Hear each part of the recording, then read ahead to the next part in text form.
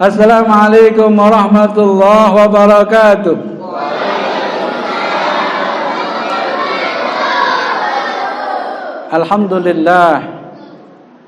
Alhamdulillahi ala ni'amihi al-gharra wa alaihi tatra. Wassalatu wassalamu ala sayyidina Muhammadin al-makhsus bijazil al-bishra wa ala alihi wa ashabihi alladhina dhakirina Allah ta'ala fi kathiri wal jahra.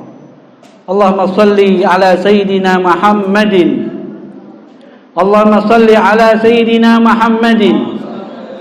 Allahumma salli ala sayyidina Muhammadin sahibi taj wal ma'raj wal buraq wal alam dafi'il bala wal waba wal ibtila wal marad wal alam jismuhu tahirun mutahharun mu'attar munawwar man ismuhu maktubun marfu'un mawdu'un ala al-lawhi wal qalam syamsid duha badrid duja nuril huda misbahil zalam abil qasim sayyidil qaunain wa syafi'il thaqalain abil qasim sayyidina Muhammad ibn Abdullah sayyidil arab wal ajam nabiyil haramain mahbubun inda rabbil masyriqain wal maghribain faya ayyuhar rajuna minhu syafa'atan sallu alaihi wa sallimu taslima Allahumma salli wa sallim wa barik alaihi amma ba'd.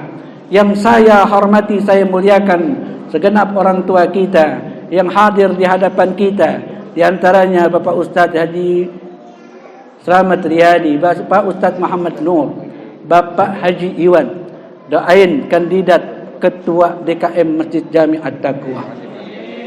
Qabul ya Allah ya Rabbal. Dan yang saya banggakan seluruh pemuda-pemudi yang dicintai oleh Allah dan Nabi Muhammad sallallahu alaihi wasallam. Ayyuhal hadirun, hadirkan nama Rasulullah di hati kita semua. Hadirkan nama Nabi Muhammad di lisan kita. Hadirkan kasih sayang Nabi Muhammad berada dalam dekapan kehidupan kita. Karena kecintaan Nabi Muhammad kepada umatnya luar biasa. Peristiwa Isra dan Mi'raj adalah bukti nyata begitu cinta Nabi Muhammad kepada kita semua. Dalam kehidupan tidak ada yang lebih indah dan mengasyikkan melebihi berjumpa kepada Hadratullah. Ketika berjumpa kepada Allah Subhanahu wa taala, seharusnya, semestinya tidak ada lagi puncak keinginan makhluk terhadap Tuhannya. Akan tetapi Nabi tetap turun dari singgasana yang dirahmati Allah Subhanahu wa taala. Gunanya apa? Agar kita semua mampu menjadi orang-orang yang dicintai oleh Allah dan dicintai Nabi Muhammad sallallahu alaihi wasallam. Hadirin para pemuda yang saya hormati, saya muliakan. Peringatan Isra Mi'raj ini saya ingin awali dengan spirit bersama-sama. Yakni jangan pernah berhenti melakukan kebaikan. Bahkan lakukanlah kebaikan tanpa tapi. Karena tantangan apapun yang akan kita hadapi, yang kita anggap buruk, itu merupakan pemantik yang akan menaikkan diri kita ke level yang lebih tinggi. Dan ini bukti dari peristiwa Isra dan Mi'raj Nabi Muhammad sallallahu alaihi wasallam. Pemuda yang dirahmati Allah, pemudi yang disayangi Allah,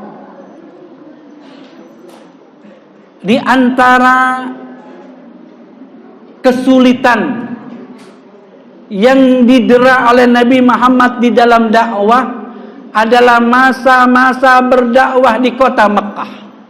Berapa tahun Nabi Muhammad berdakwah di Mekah? Siapa yang tahu? Yang tahu dapat hadiah cap kaki 3. Berapa tahun? 13 tahun. Panitia coba tuh kasih ntar abu cap kaki 3. 13 tahun. Dan 10 tahun kenabian. beliau ditinggal oleh dua orang yang sangat ia cintai dan yang menjadi jiwar. Apa jiwar? Penjamin dakwah Nabi bisa mendapatkan keamanan dari orang-orang ahlul Mekah. Salah seorangnya adalah paman dan satunya adalah istri beliau, Abu Thalib dan Sayyidatuna Khadijah. Karenanya mari kita bersenandung bertawasul kepada Hubabah Sayyidah Khadijah. Natawassal wal batulil, keluarkan suaranya. Thumma sahaba fa'asa da'wa mujaba, natawassal bil hubaba wal batulil mustataba wan nabi thumma sahaba fa'asa da'wa mujaba. Para pemuda yang dirahmati Allah Subhanahu wa taala. Enggak betah saya. Sama anak muda kalau duduk kayaknya rasanya kurang. Setelah ditinggal pergi oleh Sayyidatuna Khadijah, rumah Sayyidatuna Khadijah, mudah-mudahan semua nanti bisa berada persis di atas tanah di mana tanah tersebut adalah tanah terbaik kedua setelah Ka'bah. Al-Imam Ibnul Qayyim Al-Jauzi menyampaikan, jika tanah terbaik yang pertama adalah persis di bawah Ka'bah, tanah kedua letaknya antara Marwah dan Jabal Gubais, yang di sana letak rumah Sayyidatuna Khadijah. Sampai sekarang lokasi tersebut masih dibedakan oleh orang-orang Saudi. Keluar dari pintu Marwah, maka dari kanan sampai ke kiri itulah tanah yang dimuliakan, yang dituakan oleh ulama-ulama, dan itu tanah yang barakah. Mengapa? Karena di sana tinggal Nabi kita Muhammad bersama Sayyidatuna Khadijah. Ketika Khadijah meninggalkan Nabi sallallahu alaihi wasallam, ketika Abu Thalib meninggalkan Nabi sallallahu alaihi wasallam, kemudian di tahun itu tersebut ulama menyepakati sebagai amul hazan, tahun kesedihan.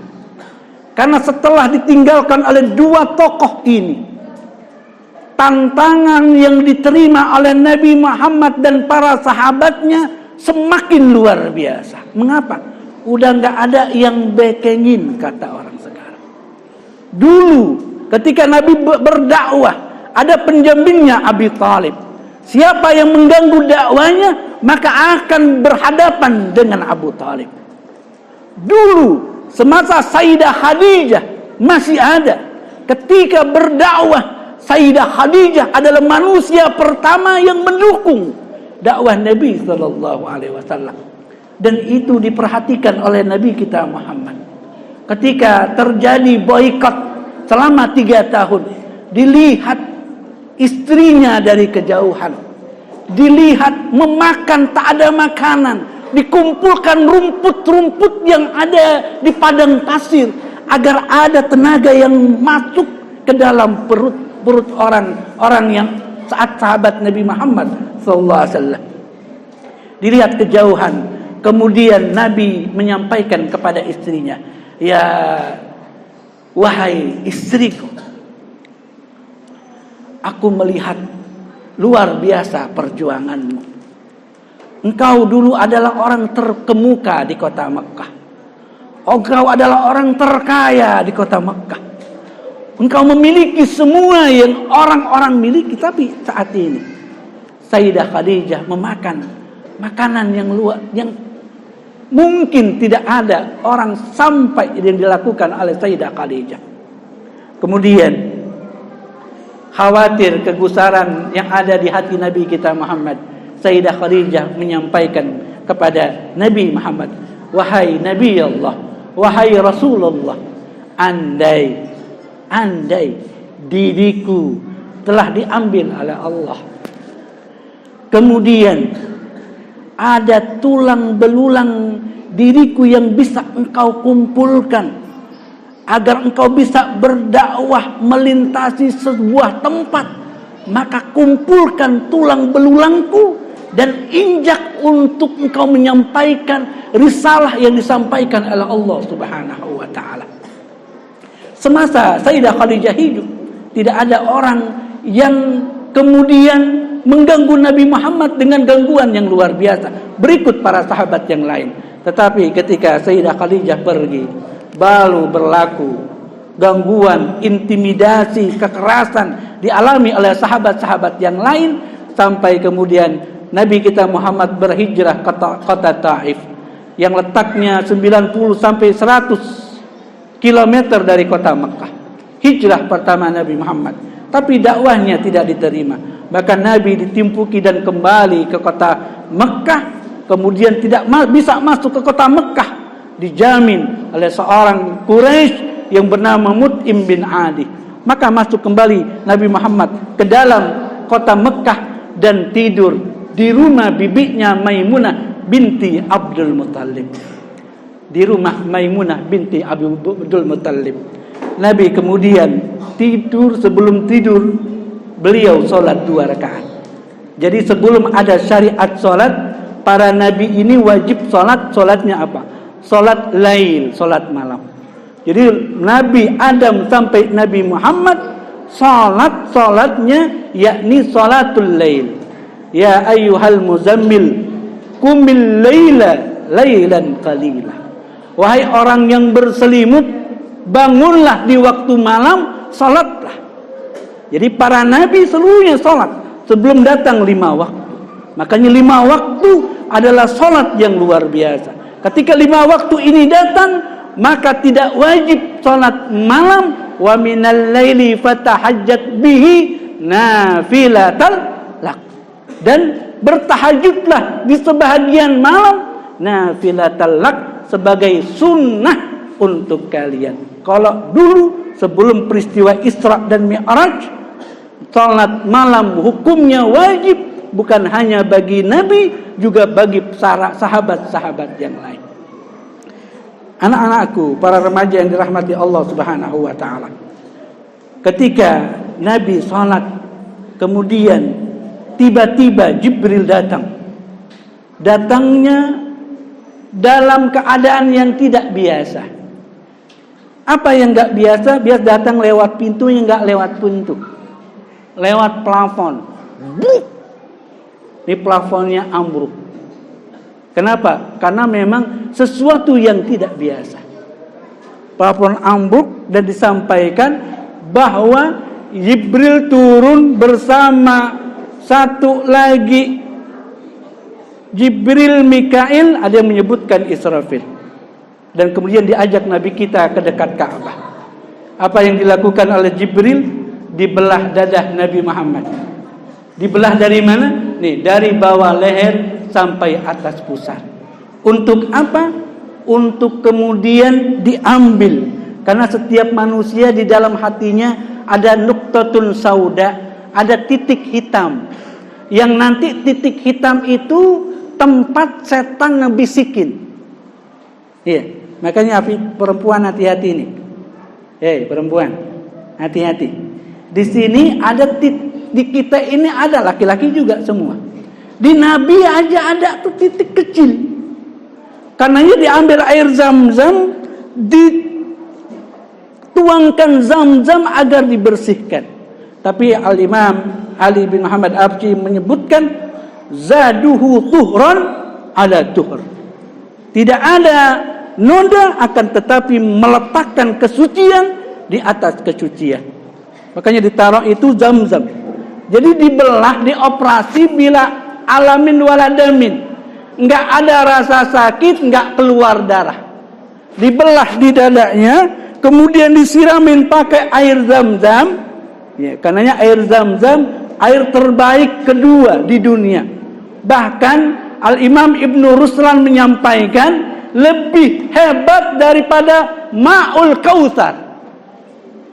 Yang pertama, air termulia di dunia, ma yanba'u min jari Muhammad sallallahu alaihi wasallam.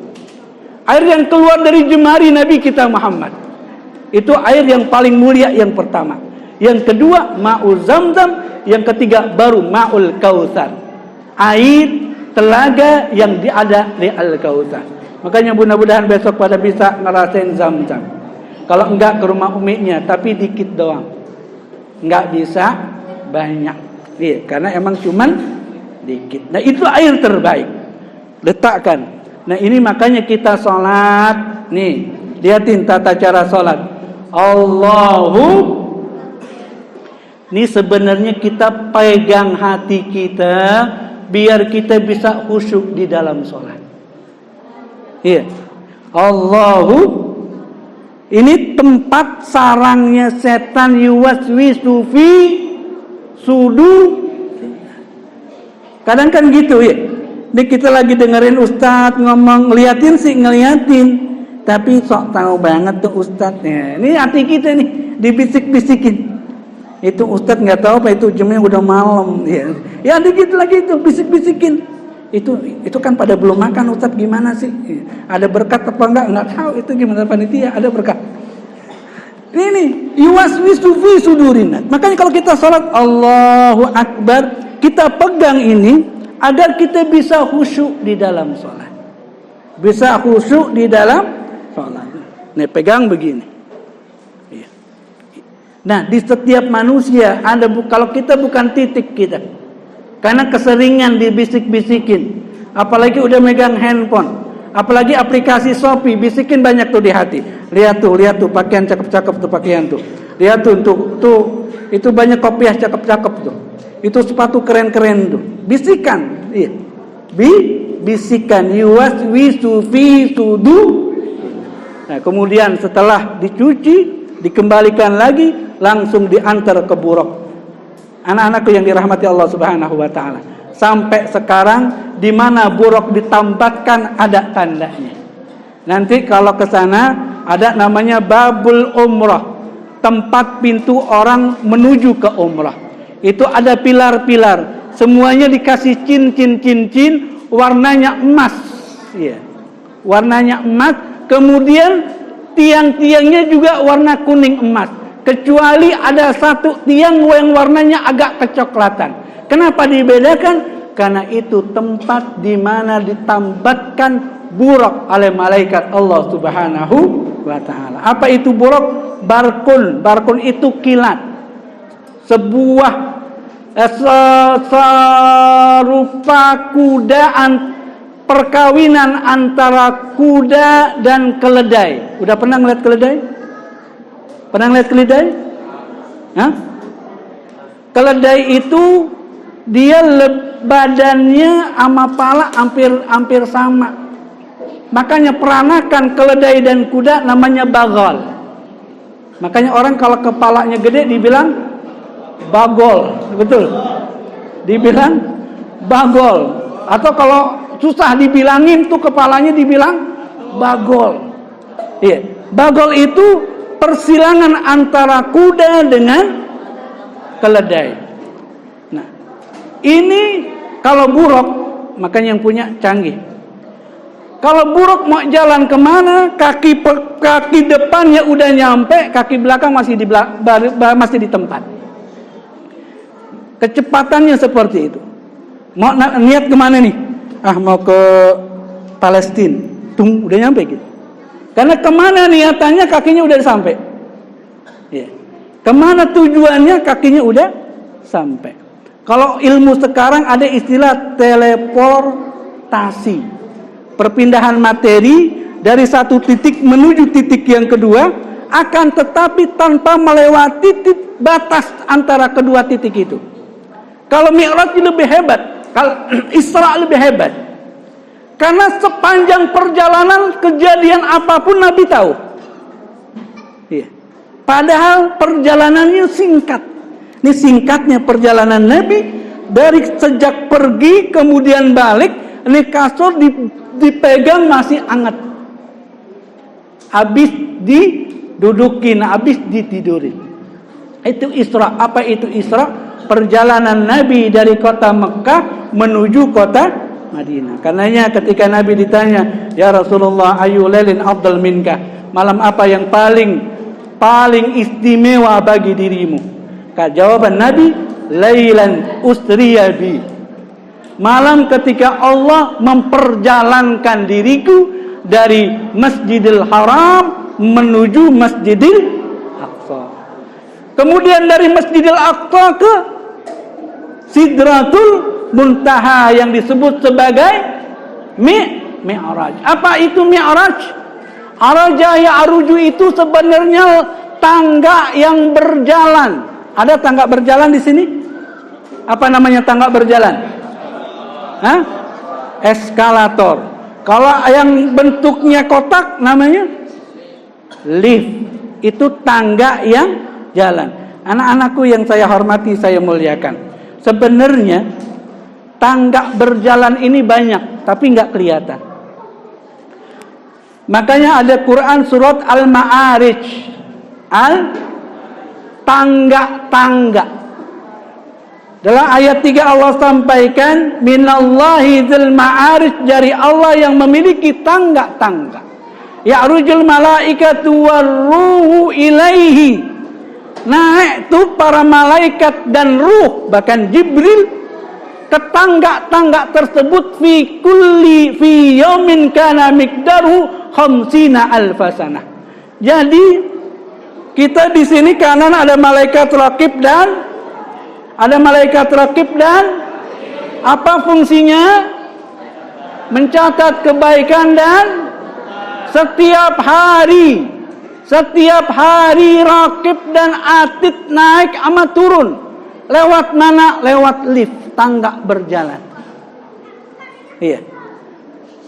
Yang datangnya pagi, baliknya sore, yang datangnya sore, baliknya malam. Jadi saban hari ada lift nih. Tapi jangan kira raqib sama atid mentang-mentang bahu kanan sama bahu kiri gedean kita dari malaikat. Enggak. Nih ibarat nih kutu nih malaikat sama raqib begini dilihat kita. Iya. Dan enggak pernah lewat, apapun yang kita lakukan pasti dicatat. Enggak ada. Makanya nanti dalam suratul Kahfi kita sampai takjub, kita sampai kaget. Mali hadzal kitab, nih kitab apaan nih? La yughadiru saghiratan wala kabiratan illa ahsaha. Tidak ada perbuatan besar maupun kecil pasti di situ ketulis. Ini saking kagetnya kita. Dan setiap hari malaikat naik. Yang tadi dibilang Araj, Ma'arij, Mi'raj. Sama kayak tadi ada orang meninggal. Emang ruhnya kemana? Ruhnya naik tuh, lewatin lift Ma'arij. Jadi di dunia ini nggak kelihatan banyak Ma'arij, tangga-tangga jalan tempat malaikat dari bumi menuju Tuhan. Dan perjalanan satu hari mereka khamsina alfa sanatin, kalau hitungan dunia 50.000 tahun. Ini hampir 50.000 tahun. Ini sekarang tahun berapa? Baru 2000. Ini jalannya dari bumi ke atas, kalau hitungan dunia 50.000. Dan itu terjadi setiap hari. Kapan itu malaikat naik? Ba'da subuh ama ba'da asar. Makanya ba'da subuh ama ba'da asar enggak ada sunnah qabliyah. Enggak ada sunnah. Karena catatan yang semalam dari sore, dari asar sampai menjelang subuh dinaikin ke Allah. Kemudian yang catatan dari ba'da subuh sampai asar dinaikin ba'da asar, itu setiap hari. Makanya ntar kita pas ketemu yaumil qiyamah punya catatan-catatan amalan. Bukan hanya catatan buku, bukan lembaran, udah bentuk buku. Saking komplitnya kita takjub itu apaan. Iya, karena semuanya kecatat. Yang lagi bari nyenden, dia usil sama orang. Kecatat. Yang lagi ngaji megang handphone WA-an, kecatat juga. Nggak ada yang nggak kecatat. Semuanya kecatat. Ya. Itu saban hari. Belum nanti yang mingguan. Kapan amalan mingguan dinaikin sama Allah? Senin dan hari Kamis. Tuh Wawak tahu. Hari Senin sama hari itu yang mingguan, belum yang tahunan. Kapan setiap tahun diangkat amalan kita? Hah? Siapa yang tahu? Gocap, gua kasih gocap. Tapi anak-anak. Hah? Kapan setiap tahun amalan kita dinaikin ke atas? Anak-anak yang jawab. 2. Hah? Hah? Catatan amal kebaikan dan keburukan setiap tahun. Ayo bocah, siapa yang bisa jawab? Hah?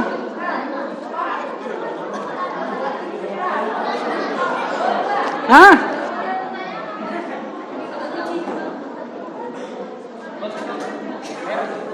Ini 2, biar gak berantem. Kapan setiap tahun catatan amal kita dinaikin ke atas lewat Mi'raj, tangga berjalan. Bocah sama bocih. Wawa, kapan Wawa?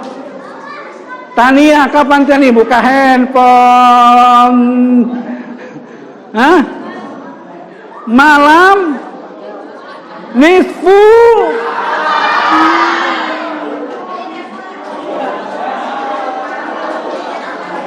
Setiap tahun amalan diangkat. Makanya di malam itu kita berdoa minta kepada Allah, in kana muhsinan fazid fi ihsanihi wa in kana musian fatajawaz an sayiatihi. Ya Allah, kalau di kumpulan buku-buku tersebut banyak amalan kebaikan, tambahin kebaikannya. Kalau banyak keburukan, hapusin keburukannya. Makanya kita doa di malam nisfu Sa'ban. Iya. Berarti saban hari catatan kita, yang pagi dinaikin saban pagi ba'da subuh, kemudian sampai asar catatan dinaikin 2 hari 2 kali sehari. Mana tadi Allah udah sampaikan, ta'rujul malaikatu warruhu ilaihi fi yaumin kana miqdaruhu khamsina alfasanah. Perjalanan itu, tangga berjalannya ke langit harus ditempuh sampai 50.000 tahun di dunia. Tapi Nabi kita Muhammad sallallahu alaihi wasallam tidak hanya sampai kepada Sidratul Muntaha, naik ke langit pertama, ke langit ketemu Nabi Adam, naik kedua ketemu Isa dan Yahya. Makanya kemudian ada ikhtilaf ulama, ada 2 nabi sampai sekarang masih hidup, di antaranya Nabi Isa dan Nabi Yahya. Karena Nabi Yahya enggak mati. Kapan dia matinya? Dia diangkat oleh Allah Subhanahu wa taala. Yahya ini anaknya Nabiullah. Anak Nabi siapa? Nabi Yahya. Anak Nabi siapa? Nabi Yahya. Ini romannya duit gue utuh. Hah? Anak Nabi Zakaria.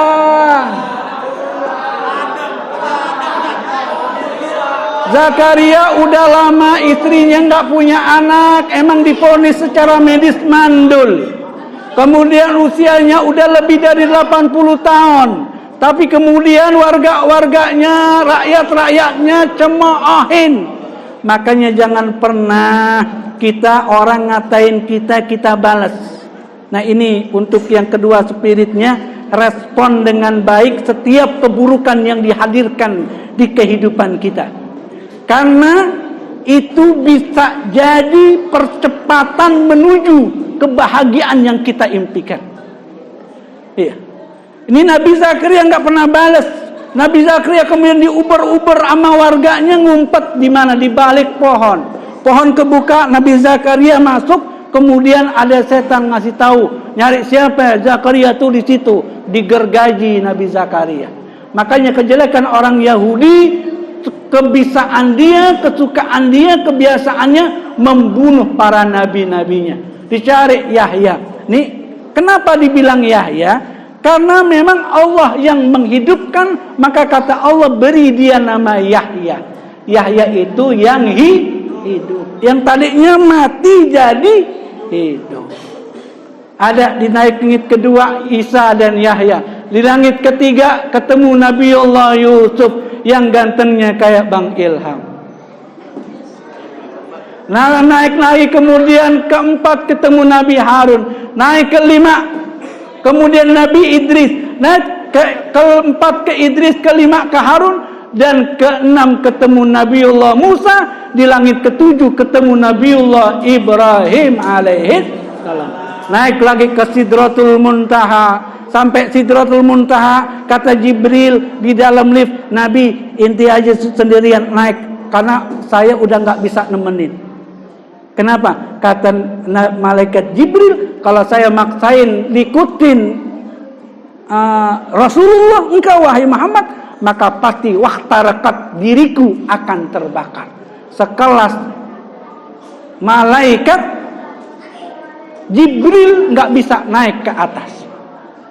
Kemudian naik lagi Nabi dari ke Baitul Ma'mur, dari Baitul Ma'mur, kemudian kepada Sidrat di tahtal arsh, di bawah arsh. Naik ke dalam arsh, kemudian tahtal kursi, di bawah kursi. Kursi Allah Subhanahu wa ta'ala, yang kemudian di Al-Quran disebutkan ada ayat kursi. Anak-anakku yang saya hormati, saya cintai, saya muliakan. Di kota Mekah, Al-Habib Muhammad bin Alwi Al-Maliki, bahkan yang suka dinyanyikan senandungnya dalam Syama'il Muhammadiyah, ada sebuah qasidah yang menyiratkan luar biasa, yang disebutkan di dalam Syama'il Muhammadiyah bahwa Nabi Muhammad naik sampai bertemu dengan Tuhannya, tidak ada perintah untuk melepaskan alas kakinya. Padahal Nabiullah Musa ketika minta bertemu kepada Tuhan, kepada Allah, diperintahkan naik ke atas bukit Tursina, maka perintah dari Allah, ikhlaq na'laika, wahai Musa, lepaskan kedua sandalmu, karena engkau berada di bukit yang disucikan. Maka dikaranglah kitab yang bernama Na'lu Muhammadin sallallahu alaihi wa sahbihi wasallam, bahwa alas kaki Nabi Muhammad berada makamnya, levelnya di atas seluruh semesta. Karenanya sampai sekarang suka lihat ada kopiah di sini. Di kopiah ada tanda sendal. Di sini ada tanda sendal. Kenapa itu ditulis? Kenapa itu kemudian disimbolkan? Ini adalah simbol terompah Nabi Muhammad. Ini adalah simbol terompah Nabi Muhammad yang disebutkan oleh ulama-ulama. Terompah Nabi Muhammad sangat agung, sangat mulia, simbol kemuliaan, karena memang melekat selalu di kedua kaki Nabi kita Muhammad sallallahu alaihi wasallam. Beda Nabi, sendalnya Nabi dengan sendalnya Musa. Ketika Musa diperintahkan untuk bertemu Allah, lepaskan kedua sendalmu, tapi Nabi Muhammad tidak ada perintah untuk melepaskan terompahnya, bertemu kepada Allah bersama terompahnya. Dan terompah tersebut sampai sekarang menjadi simbol, menjadi logo di antara logo banyak majelis taklim, logo perusahaan yang semuanya meminta keberkahan kepada Allah Subhanahu wa taala dari simbol-simbol yang disucikan oleh Allah Subhanahu wa taala. Di Depok saya pernah ketemu seorang anak kecil. Dia memang memiliki sesuatu. Ada kemudian gambar terompah. Kemudian di sana dia nangis nunjuk terompah. Habis nunjuk terompah, ditunjuk lagi ada kalimat Allah. Nah, kaligrafi kayak begini. Terompah nih. Dia nangis. Nunjuk itu, nunjuk ini. Nunjuk itu, nunjuk ini. Nah, kemudian pas saya lihat, oh itu ada terompah. Ada gambar terompah, saya bilang pindahin. Tadinya diubin, pindahin taruh di atas. Pas taruh di atas tuh anak diem. Ngapa? Karena dia mungkin melihat sesuatu yang bagus, tapi diletakkan di tempat yang kurang bagus. Terompah aja begitu, apalagi Quran. Makanya nggak boleh nih, terlarang, haram naruh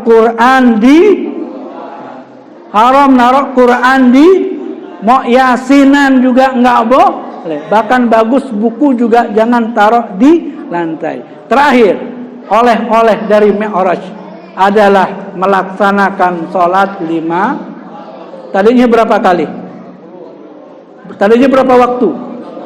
Pas turun dari Sidratul Muntaha, ketemu Ibrahim, ketemu Musa, kata Musa jangan, umatmu itu nggak kuat. Balik sampai dari 50, 40, 20 sampai ke 5. Bahkan Nabi Musa bilang jangan, udah nggak muat, tetap.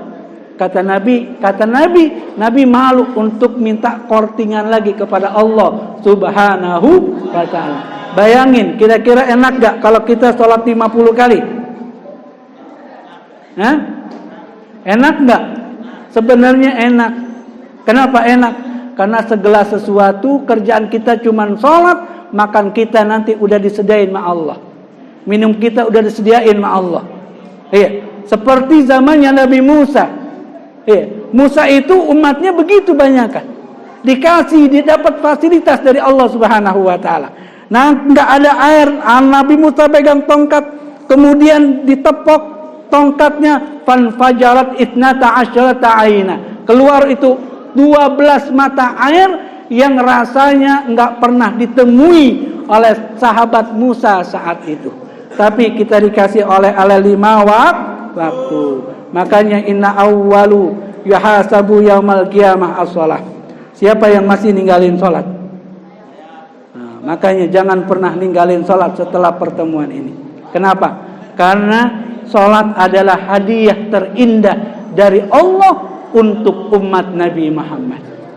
Sholat adalah hadiah yang luar biasa dari Allah untuk umat Nabi Muhammad. Karena adalah sholat 5 waktu. Kewajiban sholat malam yang diwajibkan kepada para nabi, kemudian ditiadakan, disebutkan nafilah talak, dijatuhkan sunnah, karena ada sholat yang diturunkan 5 waktu. Bahkan Rasul sallallahu alaihi wasallam menyampaikan, man taraka salatan muta'ammidan faqad kafara jihara. Siapa yang meninggalkan salat 1 kali secara sengaja, maka dia enggak dosa, dosa ninggalin salat enggak. Tapi langsung dia dianggap kafir oleh Allah Subhanahu wa taala. Maknanya ba'idun min rahmatillah. Mungkin kalau dia berdosa dia bisa istighfar minta ampun, tapi langsung dicap oleh Allah kafir. Makanya bule jangan pernah lagi ninggalin salat 5 waktu. Anak muda apalagi subuh ke siangan, zuhur, asar di perjalanan, maghrib kecapean, isya. Ayo, nih semuanya jangan pernah lagi ninggalin sholat. Bahkan Habib Rahman bin Abdullah bin Faqih sering sekali menyampaikan, man taraka subuh marratan wahidatan. Siapa meninggalkan salat subuh walaupun 1 kali, la'anallahu lamal abad, maka Allah akan mengutuk dia sepanjang hidupnya.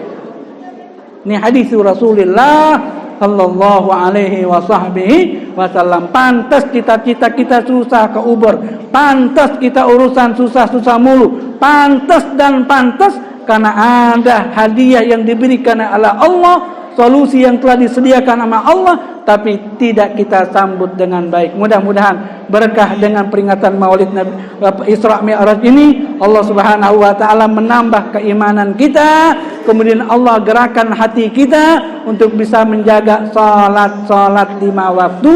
Amin ya rabbal alamin. Al-hadiniya al-Fatihah.